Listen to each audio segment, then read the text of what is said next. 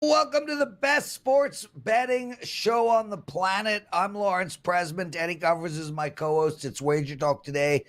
We got an unbelievable lineup today. Tons of actionable betting information. Ralph Michaels will be joining us first. He's got two charts. Both are going to be incredible. One is on the MLB and another on college football. We also have Andrew McGinnis, some CFL coming your way. And we're going to end the show with Dave Mason. Dave is a bookmaker for BetOnline, one of the offshore books. We're going to dive deep into the election in America and the odds that they're giving out and the action they're taking, plus a lot of other questions. And guess who's back? And the question is he happy or miserable? Teddy Covers, how are you? I'm miserable. How are you, Lawrence? And we're going to talk about your misery and what did bettors learn? We will. I'm particularly miserable this morning. I'm very excited that you're miserable. Let's get it. Let's get going. Ralph Michaels, welcome, my friend. How's your summer been? It is awesome. I am doing the Gold Sheet Top 25. I'm doing teams 17 and 18 today. And guess what, guys? The NFL Hall of Football game is 14 days away. Wow. Yeah. I mean, people like football season. When's football season coming? Football season's here, in 2 weeks. Exactly. At least the start of that. Sorry, Lawrence.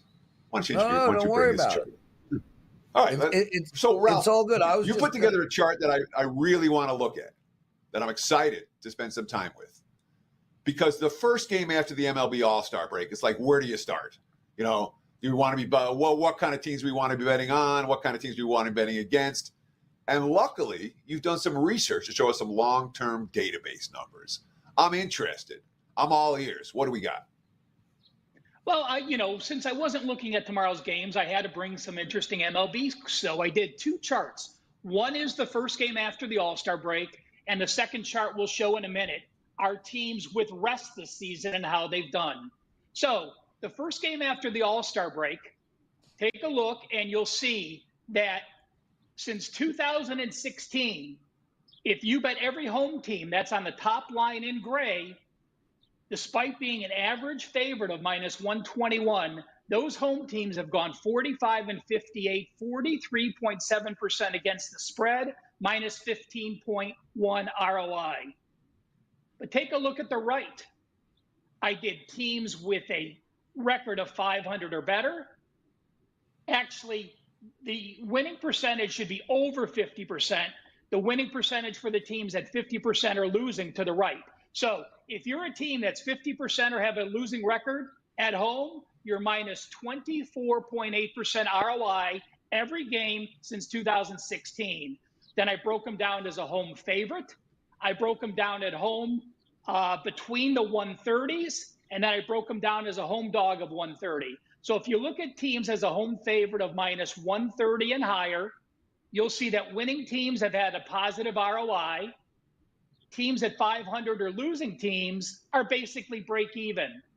But take a look at those last two columns. When you're at home between the 130s or a home dog of 130 or higher, it doesn't matter if you're a winning team or a losing team, all of those negative ROI situations with significant ROI percentages.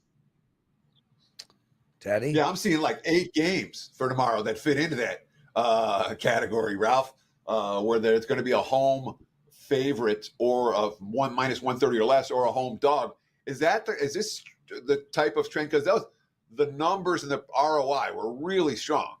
Is this something that you would be willing to bet blindly at this stage? Just fade all of these teams at minus 130 or to up to an underdog? Would you do that blindly, given the strong success of this particular methodology coming right out of the All-Star break? No, not blindly, but I'll tell you what, it certainly may get me on some teams. So it's close. By the way, the teams to fade in this situation: Miami, Toronto, Washington, the Cubs, Oakland, Colorado, and Texas. Teddy Prez, I have one subset. How about this? When you look at those teams, this I went back to 2014. But if you take those teams that have a win percentage of 50% or less, they are a dog or a small favorite, they're at home, and they won their last game before the All-Star break, so they have some positive effects going into the rest. Since 2014, those teams are 1-15 total, with an average line of plus 104. The teams that fit in that 115 mode: Toronto, Cubs, Oakland, Colorado, and Texas. No, just real quick, Ralph. I mean, I'm seeing Seattle at minus 125. Again, there's variance on this, but Seattle's in that range. Didn't mention them. The Dodgers are in that range. Didn't mention them. The Guardians in that range. You talked about, is this the kind of thing that as the markets mature between today and tomorrow, we may have a whole bunch more teams on this list? Well, Teddy, when I did the lines this morning, when I did my list, all the lines weren't posted yet because they just had started posting them. So that's my bad for not looking. So the list I had were the games that are posted. So again, I went through and I marked every game for tomorrow with a negative or a positive for the situation. So I'm sure, or I'm likely, that one of my games will come out of this because it is such a strong situation. We've talked about it often. You know, teams that won their last game, they go into the All-Star break happy. They're at home during the All-Star break. They're spending time with family and friends. They're out of their routine, and now they're still at home for their opening game. It makes total sense to me. Ralph Michaels joining us, everyone. You can find him at WagerTalk.com, the best handicapping website on the planet by far, which is true, Teddy. I'm no hyperbole.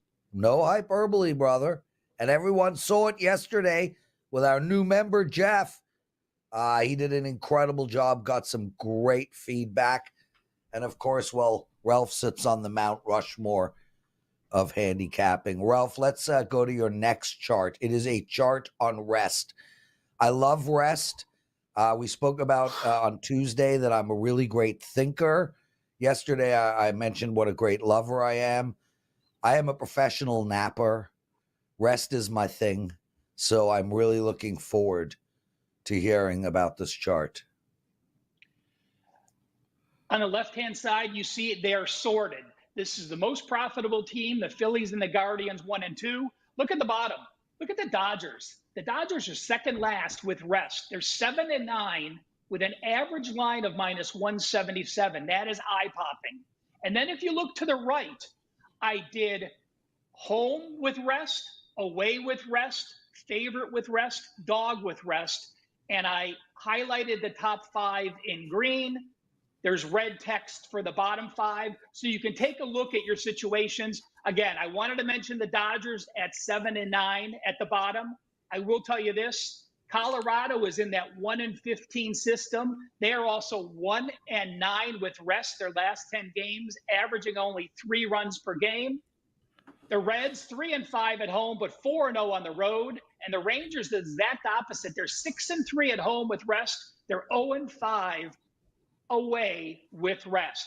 I'll put both of these charts on Twitter at CalSportsLV, so you'll be able to dive into them a little deeper. Ralph, just real quick. I mean, the first chart to me is very predictive. All right, it's something that goes on years worth of data, and you look at it and you go, we can look at this data and find meaning from it because there's enough of it, and clearly teams in this range are negative ROI teams in that first game out of the All-Star break. This rest chart, to me, I wonder if it's equal. I don't think it's equally predictive, and I wonder if it's predictive at all. What's your take on this? We're getting a snapshot of the first half of the season. Do we expect to see, but the most profitable teams for the full season are at the top of the list, and obviously the worst team, the White Sox, at the very bottom of the list. Is this chart more likely to get back to a 50-50 range by the end of the year, or do you think that the days with rest or the record after rest is something that teams will continue to either achieve or underachieve over the back half of the campaign? You know, Teddy, I find rest to be pretty consistent if you look at the first half numbers and look at full season numbers. So while you may not think it's completely predictive, I look back at like the last 2 years at least, and the first half and the second halves, there were huge swings where a team was awesome in the first half and negative in the second half. I will say this, that I do look at rest situations. You know, Marco brings this up often when teams are coming off a road trip and then at home and have rest. That is one situation where when I see bad teams in that role and the team is performing poorly in that role, that is probably the number one time that I look at rest, because that is a powerful tool. Fading a team off a long road trip at home with rest, and when that team is playing poorly with rest, if they're in the red in that home check mark, that is a situation that oftentimes I do almost blindly fade. Ralph Michaels. Ralph, let's turn our attention to a college football bet. One you guys can all make right now. It's a futures bet, and it's on Texas A&M. Where are we going here? Well, I want to show you the Texas A&M schedule while I explain this. I have Texas A&M projected to be a favorite in every game but the last game of the season against Texas. And Dan, do you have that the schedule, the Texas A&M schedule I threw in you with the lines? If you could pop that up if you get to it. There you go. So that's the schedule I made for Texas A&M with the projected lines from the Gold Sheet Power Rating numbers. You see that in 7 games, between the 8s, those are the grays. So 5 games are going to be a favorite to -14 to a favorite to -50. So let's give them 5 wins there. That means we need to get 4 more wins out of those 7 games. Well, at home, they're a 1-point favorite to Notre Dame, 3-point to Missouri, 2-point to LSU, 3-point dog to Texas. At Florida, they're a 6-point favorite. Auburn, a 4-point favorite. South Carolina, an 8-point favorite. I clearly think they can get 4 wins out of there. When I look at the team, you know, did they underachieve last year? Did Jimbo Fisher deserve to get fired? Absolutely, with the talent they had. But they started 4 different quarterbacks, or started 3 quarterbacks, and then the quarterback got hurt after the first pass and had to come in the bowl. So they played 4 different quarterbacks. Wegman started 4 of the 5 games last year, was out for the year. I think he is going to be a fine starter. While they only returned 12 starters, they returned 38. They're number 38 in production, so they have a lot of depth. The number 2s and 3s played a lot. And despite their poor record, they were actually plus 74 yards per game in SEC action. That was number 5. And in all those close games, they had 4 close games last year where they were decided by 8 points or less. They went 0-4 in those games. That's a positive for me. Teams tend to bounce back. I'm a fan of head coach Elko. Give me over 8.5 for Texas A&M. You have to lay -120. That is a current line at DraftKings as of this morning. Just real quick, Ralph, when you have the first-year head coach walking into what looks like a strong scheduling situation, like A&M has here, where they're likely to be, they're certainly not going to be big dogs in any game. But the pressure's not necessarily on the coach to win right now. Do you worry that Elko is going to be roster building as opposed to competing for an SEC title this year and looking forward to year 2 or year 3? Or is that really a non-factor? I don't think so. I think he knows he has a talented team. And remember, he has A&M blood. He was the DC here under Jimbo Fisher for 3 years before he left to go to Duke, and now he's back. So, you have a coach that is invested in this program. He was there when Jimbo Fisher tried to start the program. I think that puts him at a different level coming back to coach at A&M. Ralph Michaels, outstanding stuff. Texas A&M over 8.5 wins. Out of curiosity, I saw a -59 up there, and I know in college football there are just massive, massive numbers. Next time you come on, before college football starts, I'd like to delve into those kind of favorites because, where is that cutoff line, Ralph? Are teams at -40 covering more than they're not? What about -59? I mean, that is such a massive number. Are those good bets or bad bets? Because we see those type of numbers, although we don't see 59 very often. We see a lot of 35s and 39s, 38s. I'd love to delve into where that sort of cutoff line is on these massive favorites. I'll bring it up, Prez. A couple weeks ago, you may have not been on the show. I was talking about big favorites week one. When you're playing an FBS team, those big favorites have done very well. They seem more focused. When you're playing an FCS team, it was under 50%. But I will break down those big favorites in week one and throughout the rest of the year. Because, it'll be interesting as well. The SECs like Alabama and LSU, they play an FCS team like week 11, game number 11, when they're a 50-point favorite. I'll look what those big favorites are relative to early in the year. So I will have that chart for you next Thursday. We'll talk about the big college football favorites. What do you got going for the clients? Folks, preseason, $99. The best deal there is.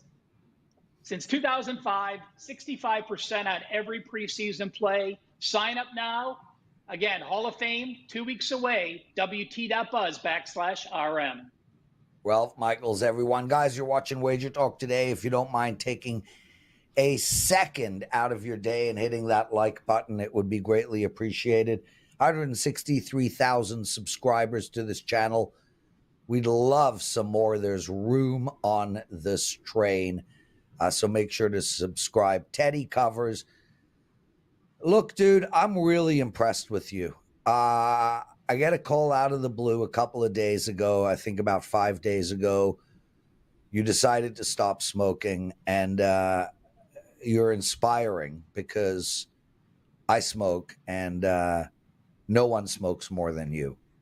I mean, chain smoking is literally where you are at, close to. I mean, you are. Anyway, you've quit cold turkey. You needed to be talked off a ledge a couple of nights ago. I tried to be there for you. How is it going? Congratulations. And I'm going to be right behind you, dude. I'm going to do it as well. So how I spent my All-Star break, I'm trying to quit smoking. I had my first cigarette, Lawrence. I was thinking about it last night. It was like the spring/summer of 1981. My parents were getting divorced. I hated everyone and everything. It was 8th grade when I started smoking. And back then, I could buy them in cigarette vending machines, easy. We stole them from my friend's dad. He bought the carton. We'd steal a pack out of the middle, and we shoplifted them too. So I was a casual smoker all through high school. I really wasn't. I can't say I was addicted. I remember smoking on planes when I was like 15. That was really cool. It was when I went to Michigan, when I was in Ann Arbor, that I got addicted and started smoking all the time. Sophomore year, there were a bunch of us who smoked, and guys I still hang out with. That was the year I made lifelong friends who smoked. And they say, quitting smoking is easy. I've done it dozens of times. And I have. But it only took for me once in all these years. When Kara was pregnant, I successfully quit. And it was a lot of the nicotine gum, that Nicorette nicotine gum. Isaac was just a baby. And then I got some shockingly bad news one day, and I went and bought a pack, and that was that. I tried quitting one other time when he was young. I tried Chantix, nearly killed everybody. That wasn't the right method for me. And quitting smoking, you realize exactly why you smoke, to protect yourself from all the idiots around you. Grumpy is not even the word, beyond grumpy. But I've been thinking about it for a while. Dave Koken's illness certainly was a factor. The All-Star break is theoretically the lowest stress time of the year. My son's out of town for the next couple of weeks. I need a new car. The old one's smoky. That's a good motivator. A new clean car if I can do this for a week or two. So Kara lasted 3 days with me, maybe 4. Took a flight out of town. She's like, good luck, honey. I've been a bear.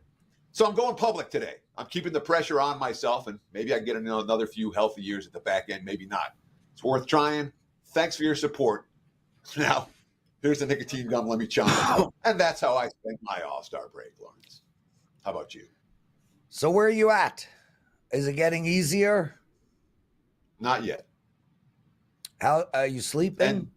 And so I'm also, this is the first time I'm doing the show since I've quit smoking. I'm drinking caffeine for the first time. None of these are good things. They're all triggers. My whole life's a trigger. So I'm sure it's going to be tough, but I'm at a point mentally I'm ready to do it. So I will continue this endeavor. And if I'm a little grumpy, Lawrence, I appreciate your patience. Teddy, sincerely, I know we give each other a lot of shit, but I'm really proud of you, man. It's a big, no, it's not there yet. Deal. Let's Teddy, give it a week or two. the most important thing is that you're trying. Like obviously succeeding is crucial, but if you fail, you'll try again. And, and you're mentally there. So way to go. Andrew Wodge down to 5-6 cigarettes a day. Congratulations. That's good. If you started at 7, it's not great, but 20, way to go. Javier, he quit a year ago. Way to go, Javier. I love it, man. And I'm here. We'll talk anytime you need me. And I'm going to follow suit. Dan, do we have Andrew McGinnis? Okay. Guys, we're going to leave Andrew till the end of the show if we have time for him. This is a big segment and one we're really, really excited about. Dave Mason will be joining us. He's joining us on the phone, so we'll not be able to see his handsome mug. Dave is a sports book. What's the word? I've gone blank. Teddy? Why don't you ask him? Okay, Dave, I've gone blank, dude. My Vegas trip has given me jet lag and brain cramps. Welcome to Wager Talk today. We're really, really excited to have you on. Hey, thank you very much, and welcome to the club. My brain is blank from watching CNN and Fox and all these other news channels. I've watched more of this political stuff in the last 2.5 weeks than I think I have in the last 3.5 years, and man, it's crazy. But yeah, no, I guess I don't. Sportsbook manager, sportsbook brand manager. I work more in the marketing side of things. I work with the stage, the guys, the odds guys close, but I'm more at technically the marketing side of things, but we work hand in hand. So I work with all the odds, especially the political stuff. I'm all over it. Yeah, listen, it's funny. I was talking to somebody last night, CNN, Fox News, MSNBC. It's fascinating times we live in. I'm 55 years old, and normally I'm watching television shows, sporting events. Now I can't get the news off. I'm watching it all, dude. I am soaking up news. It's the most fascinating times I've ever lived in. It is. I mean, I tweeted out yesterday, like the House of Cards has nothing on what the hell's going on in front of us now. I mean, if this was season 6 or season 7 of the House of Cards, I'd be like, this isn't plausible, man. It's time for this show to end. But it's playing out. I hate politics. Personally, I hate politics. I've always never liked politics at all. But this is fascinating. I mean, the betting makes it fun. I mean, it really does. I mean, you always talk about how, a lot of people just bet to make the game fun. It's like an entertainment wager. It's a form of entertainment. And this is a perfect example for me, at least, because if it wasn't for the betting and my job and being fascinated by the market, I would tune out because it's not my cup of tea, all the politicians and everything. But man, it's something else. I'm glued to the TV. I couldn't even tell you what the heck is going on in the world anymore. We've got extended time today with Dave Mason from BetOnline AG. Dave, I had the pleasure of spending a memorable night with you in San Jose, Costa Rica. Me, you, and Matt Holt. We were watching UFC that night. It was a pleasure and a half. That was years ago. Let's not bury the lead for today. What are the odds right now for the 2024 presidential election? Right this second, and they could change by the time I finish this answer to this question, man. But Trump is minus 250. Yesterday was minus 300, so that's come down a little bit. Kamala, she's plus 280. She was 12-1 yesterday, and Biden plus 850. He was plus 325 yesterday. And again, yesterday the big event. Every other day there's some big event that happens. Of course, yesterday was the positive COVID test. As far as our needs there, Trump is actually a huge win for us right now, and Kamala's a big loss, and Biden's a huge loss. So we're Trump fans from a liability standpoint at the moment. I think that will change, though. You're listening to Wager Talk today. We have Dave Mason from BetOnline.ag with us. If you've never heard this show before, we're on every day, 12 p.m. Eastern to 1 o'clock. Teddy and I are the co-hosts. We give out a ton of incredible sports betting information.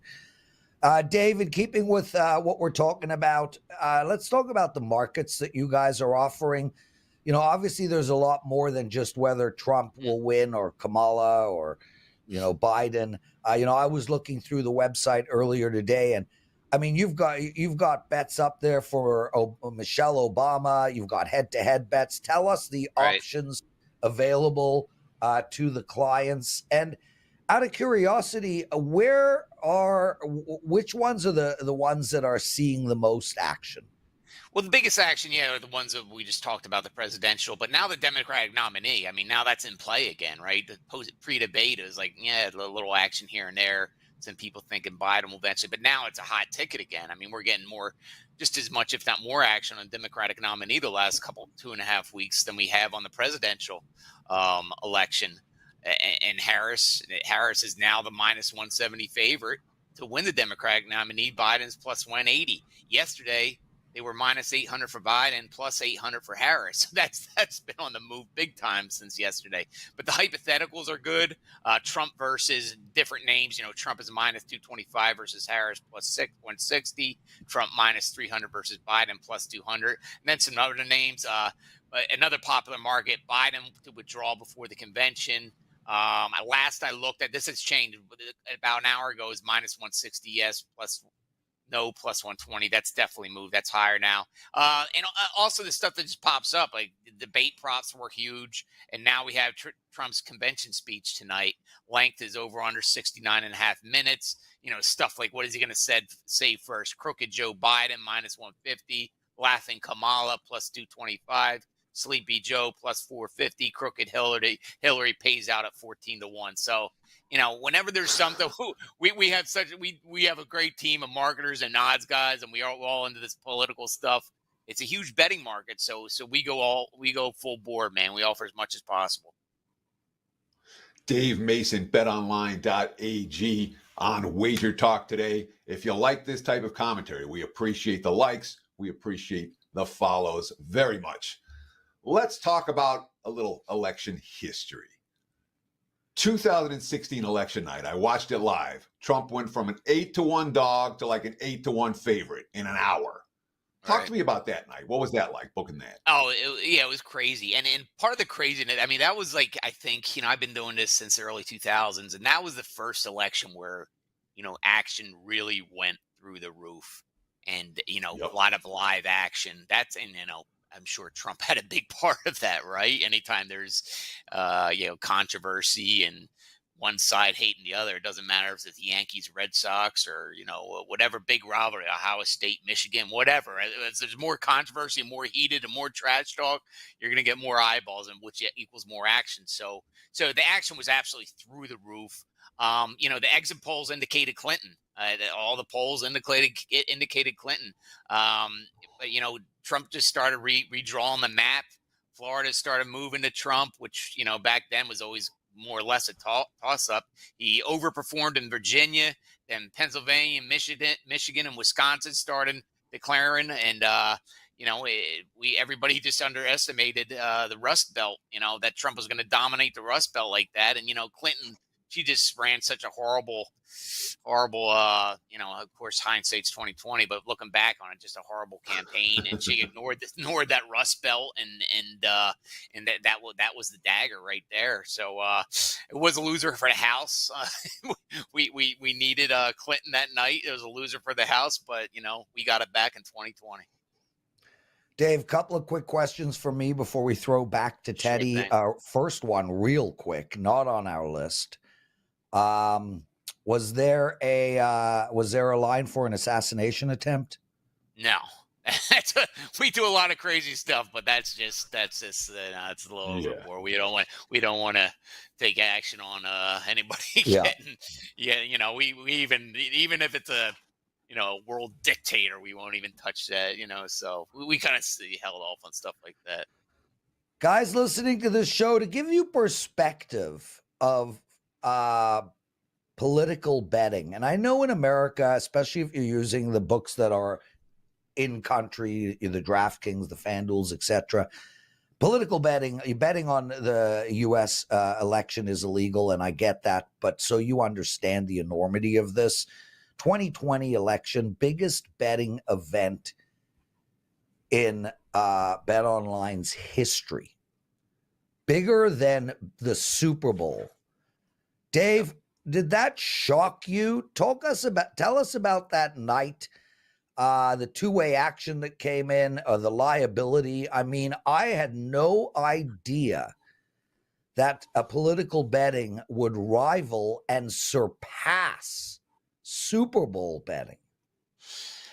Neither did I. I mean, shoot, 5-6 years ago, you would have told me that. I would have been no way, even though 2016 was huge. But, 2020, it was crazy, man. And like at the time, that was the biggest betting day, most actives, most action we've ever done in the history of BetOnline. This is the biggest betting event in the history of BetOnline.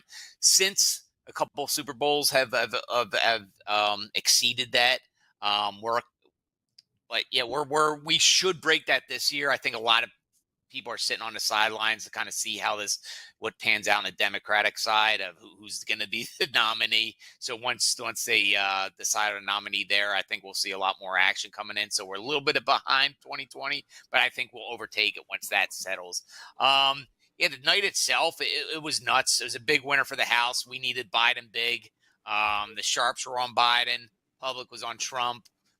We all know how the odds are going all over the place, and Trump was favored in some states, and then he ended up losing those states. But there were so many other factors. I mean, that was the COVID year too, right? I mean, all the mail-in ballots and stuff we learned too. I mean, people think we just know everything, and it's like those states. It's like we didn't know. We didn't really know that they're going to count those ballots back. The whatever the mail-in ballots last, and of course they're going to go to Biden and yada yada yada. So it was nuts. It was nuts for us, but the right side for the House definitely won that night. So I have a book right here. It's called "A Roll the Bones" by David Schwartz. I think it's the name. What's his name? David Schwartz. Yeah, David Schwartz. It's a history of gambling. Like from the Egyptian time, like a world history, and it talked about how big election betting was in the U.S. in like the 1800s. That it was the single biggest betting event. People would go crazy betting on the presidential elections. What do you think 2024 is going to be like? Is this going to be even bigger?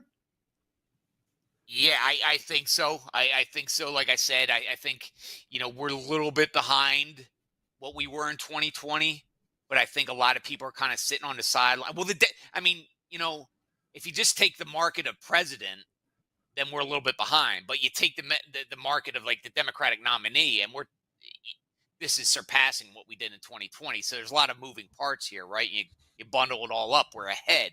But for the presidential odds, I mean, it's crazy, the action coming in. But I think a lot of people are still sitting on the sidelines a little bit to wait to see how the Democratic nominee.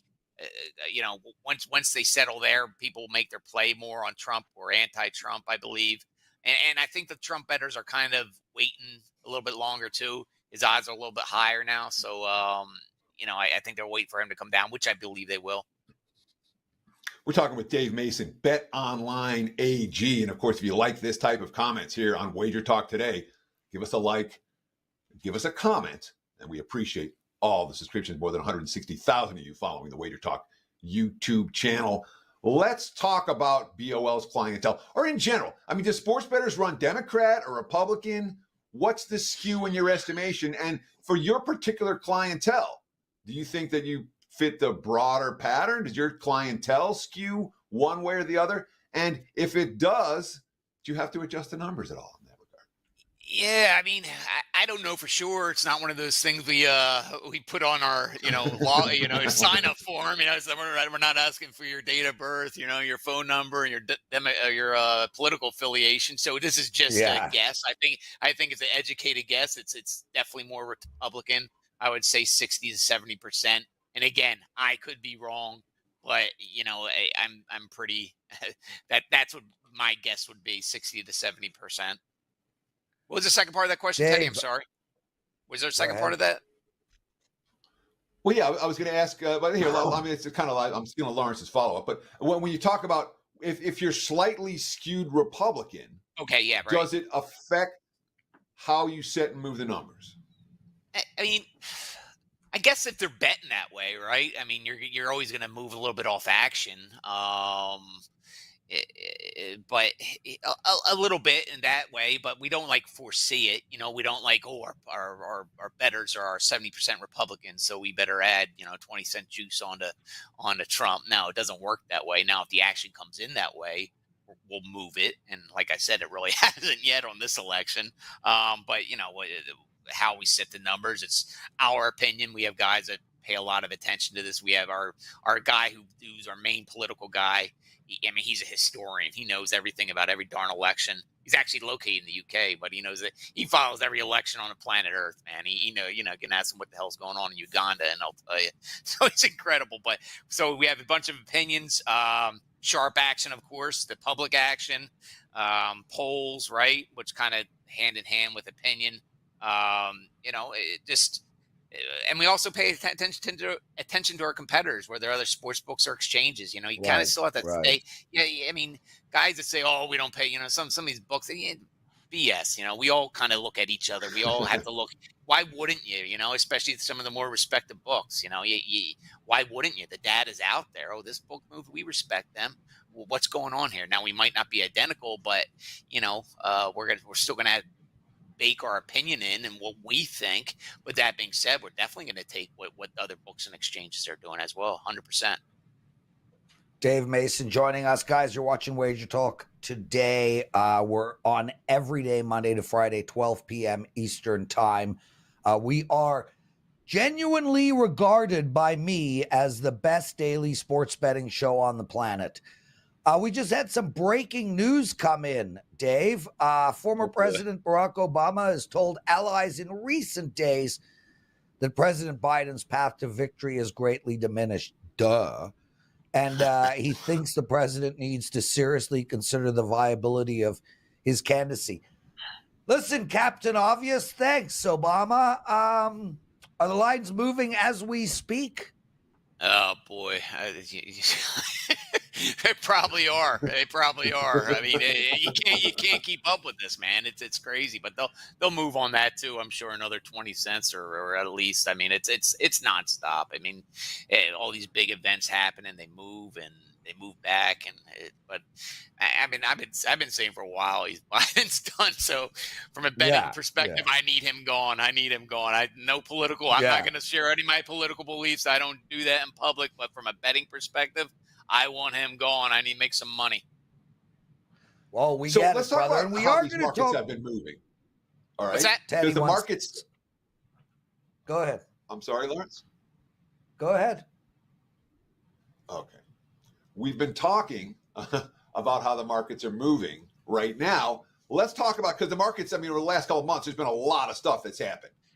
I want to ask how the markets moved. So Trump got convicted on the 34 felony counts. Did the money come for Trump then, or Biden, or no action? Before the felony accounts, before Trump was minus 165. Yeah, convicted, right. Trump minus 165, Biden plus 130. After Trump minus 120, Biden plus 110. It crept back up though, man. I told the guys, like, let's keep it the same. Let's make Trump minus 175. It's not going to mean anything for the betting market, but so it crept back up. It went down like that, then it crept back up. And Biden's debate viewers, how much did Teddy, that affect the markets? Teddy? Yeah. Sorry. Dave, one of our viewers logs in every day in our chat live. Really appreciate all of these guys who do that. He wants to know if you're also taking bets on who'll win the states. Yeah, absolutely. We don't have them all up right now. They let me click on there. State betting. Yeah. For Pennsylvania, for instance, we have Republicans minus 200. Take back on Dems is plus 150. Wisconsin, Republicans minus 190. So we have about 6 states up there. We're going to have more, actually. Thanks for the reminder. I was going to hit my political guy today and ask to add some more, but we have 6 states up there right now. Teddy? So we were talking about how the markets have been moving. We talked about how the money initially came for Biden after the Trump conviction on the 34 felony counts. And then Biden put, one of the ugliest debate showings you'll ever see. talk about that night, how the markets moved. Right. Debate. Yeah, sure. Before debate, Trump was minus 150. Take back on Biden was plus 130.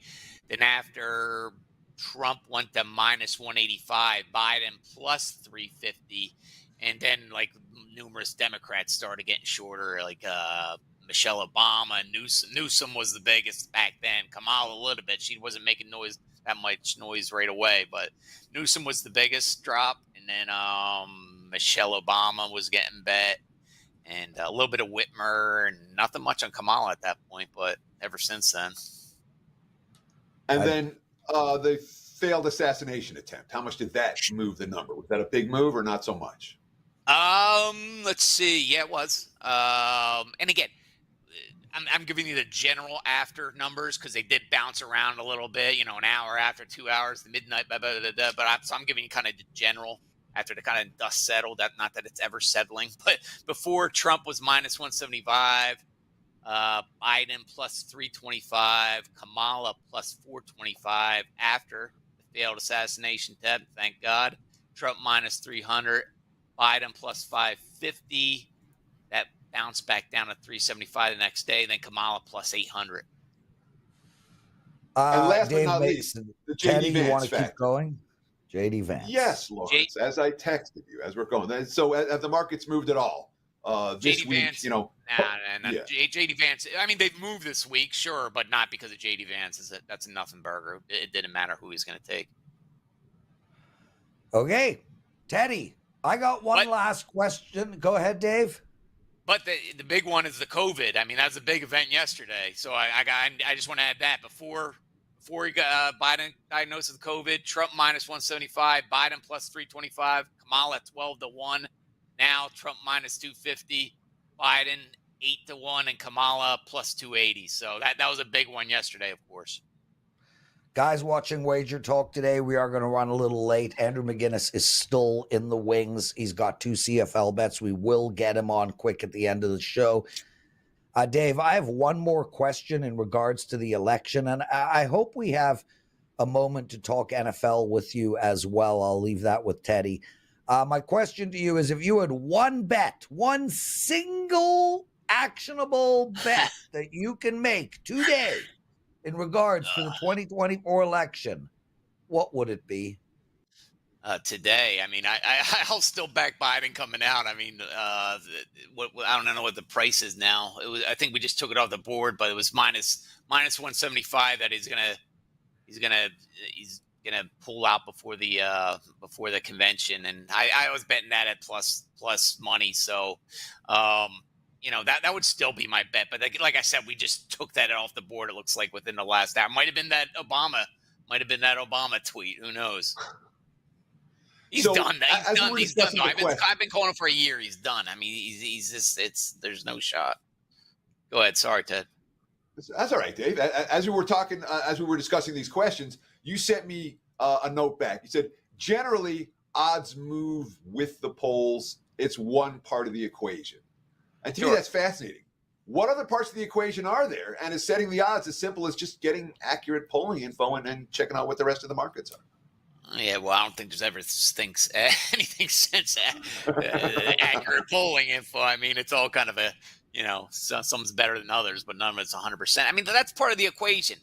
That's like I said earlier. We base it off polling, we base it off action, we base it off our own opinions. I think we have some guys that pay attention to this stuff a lot. Like I said, our one guy, he's a historian. This is his life is different markets, different political odds. I'm paying attention to it nonstop. The action, especially the sharp action, and just the news that comes in and comparing to other markets around the world, we do not ignore them as well. We want to stay kind of within range. We don't want to be too far off from other markets. So I know Lawrence does want to ask you NFL. I'm going to ask you one last political question, and it comes down to this. And the answer may be, I don't know. But where do you see the markets moving from here? Man, it's a tough one, especially this one, because every day there's some new freaking drama, dude. I mean, it's what the hell is next? I mean, what the hell is next? We went from an assassination attempt to a positive COVID test. I mean, I don't know what the hell to think. But anything could happen. But if Biden goes out and Kamala is the nominee, I don't see how they're going to select anybody but Kamala. I think the odds were shortened. I don't think she can beat Trump, but the odds will definitely shorten. They're not going to be too high for Trump. They just won't be. They got what, minus 250 now. I think that will actually come down a little bit, to tell you the truth. Which I think I'd have to bet Trump if it's minus 200 or lower against I know Kamala. I will. Yeah, good. I'm sitting up in Canada, and please drop to minus 200.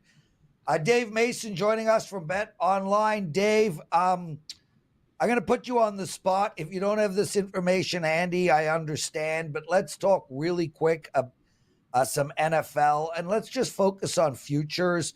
What is, if you know the over and under win-loss, is there any team that is getting a really great action? And also maybe who you're seeing for winning it all this year? All right, so over or under win totals, season win totals. Our biggest I'll read off some of our biggest liabilities. Cardinals over 6.5, Colts over 8.5, Chargers over 8.5, Bears over 8.5, I believe that is. So those are our biggest liabilities. Those are the ones we lose the biggest on. As you notice, they're all overs, which is usually kind of they bet overs on. The public doesn't only bet overs on the game total, but they also bet them on season wins. As far as the most popular bet, Steelers is the most popular bet, over 8.5 by far. I mean, there's twice as many bets on the Steelers as there are the next most popular team, which is the Cowboys, under 10.5, Cards over 6.5, Falcons under 9.5, and Vikings over 7.5. As far as Super Bowl liabilities, Packers big liability, 14-1, Lions 12-1, Chiefs 5-1, Eagles go Birds 12-1, Dolphins 25-1, and the Jets 20-1. So those are our biggest Super Bowl liabilities. Dave, I'm going to throw to Teddy right after this, but we're getting a lot of people in the chat room saying comments like, "We need Dave on weekly." Listen, we would love to have you on a regular basis. We don't need to discuss this now on air, but outstanding segment. I cannot thank you enough for taking time to join us. Please, let's try figure out a regular spot for you. Teddy? Dave, before we let you go, let me let you promote, my friend. What do you have going at betonline.ag right now? Yeah, betonline.ag. Come on. We have the biggest, we're talking politics. We have the biggest and largest offering of political odds. No one beats our odds. They're and we're adding more and more every day. We have the big speech tonight. So we have, if you want to bet on that, come on over. We have a ton of markets for the speech. Reload bonuses, everything, man. We have a great VIP program with some of the earliest opening odds. Football season around the corner, baseball season right now. We have great dime lines. A lot of books aren't offering dime lines anymore, but we are. So we got it all, man. We try to check as many boxes as anybody. Some books specialize in sharp players, some recreational players. We try to check as many boxes as any book out there. Dave Mason from BetOnline, everyone, and we'll be talking to Dave off air about becoming a regular, adding him to the roster with Art and Sherapan and the rest of them. We just want the show better and better every day. Dave, thank you, my friend. Kick ass. And I hope everything falls right for you on this election. Teddy Covers, we got to keep this show moving. We're running right out of time. Andrew McGinnis joining us, 2CFL Bets. This is a sport Andrew is exceptional at. Andrew, there'll be no follow-up questions. We're really out of time here. Give both your bets out, and then Teddy will take us home. Give one on. I'll ask you the other. It's okay. Nah. Do one game at a time. So you can clip. Guys, absolutely. Really sorry about earlier. Very sorry about earlier. Happy to be here now, though. Winnipeg, Blue Bombers, Saskatchewan, Rough Riders. Look, to me, this is a type of spot here and a play where you have a team that overachieved to start the season versus a team that underachieved to start the season. And you take a look at Saskatchewan, the teams that they defeated, guys, earlier in the year were winless teams. They weren't beating anyone that was good. They played Hamilton twice. They played the Elks once. They were knocking off teams that weren't good. Now they have their starting QB out and injured. First week, the backup covered. Last week, I bet against him for a 5% play. He got crushed.